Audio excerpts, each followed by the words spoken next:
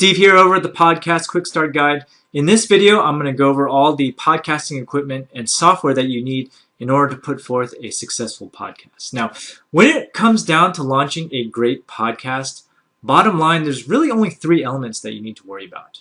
One is the quality of the content that you put out, the sound quality of the audio. A lot of people are very picky about how the audio sounds with their headphones.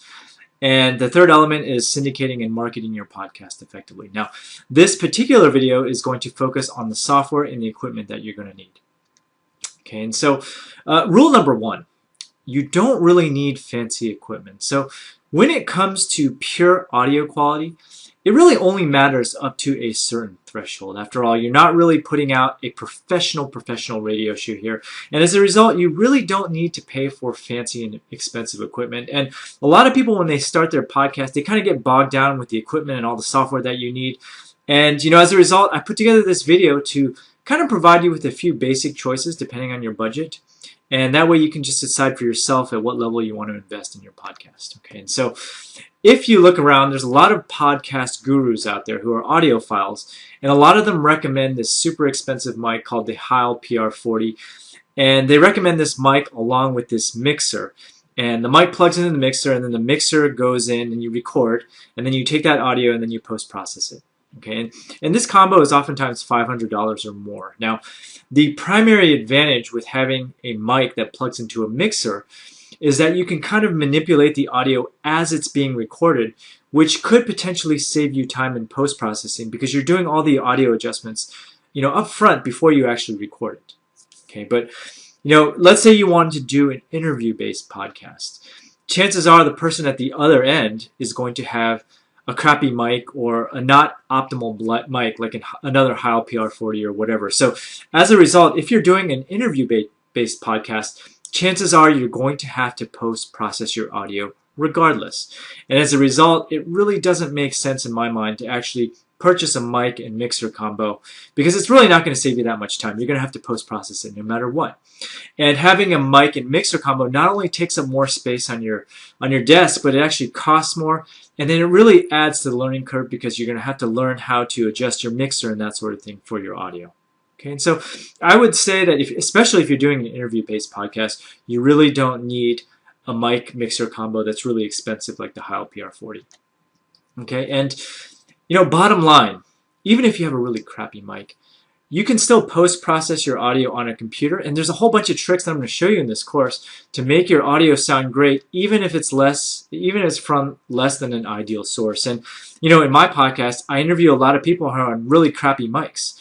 A lot of people are just using the mic on their phone, and it's pretty easy in Audacity, which is post-processing software that I'm going to show you how to use, to actually massage that audio to actually make it sound pretty good. And so, moral of the story here is, it's really nice to have a good mic, but post-processing can make the audio sound pretty darn good no matter which mic that you use. Okay, and so here are my microphone recommendations. If you're on a budget, just use whatever you have. And again, I would actually advise that you invest in something half decent, but if you're on a super budget, just use what you have because the post-processing that I'm going to show you is going to bring the audio up to a pretty good level. Okay, but if you can afford to spend $100, then I would recommend that you get this mic called the Audio-Technica ATR 2100 USB. If you can spend $250, then get the Rode Podcaster USB mic. And incidentally, this is what I use.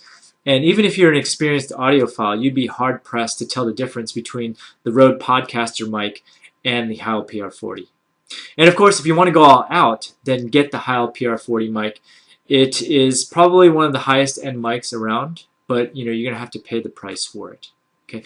And just a quick note here is I'm only recommending USB mics here because if you have to post-process the audio anyways, as is the case with an interview-based podcast, then it really doesn't make sense to complicate things with a mic and mixer combo. It's just only going to add to your misery and your learning curve.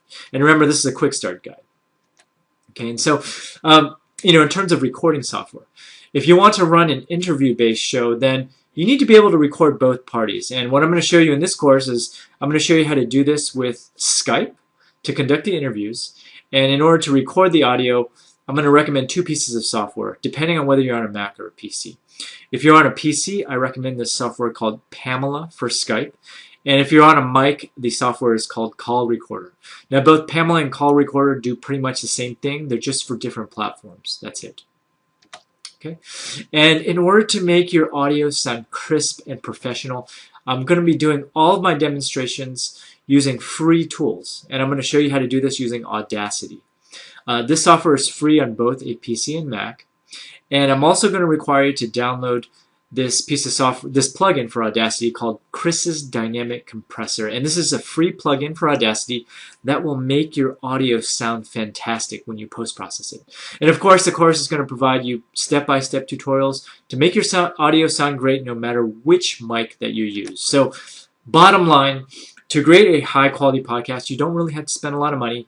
Don't fall into this trap of doing all this research on equipment and software, and don't overspend on equipment, because bottom line, all you really need is a decent microphone and software that's freely available on the internet. Okay, so now let's go ahead and start recording.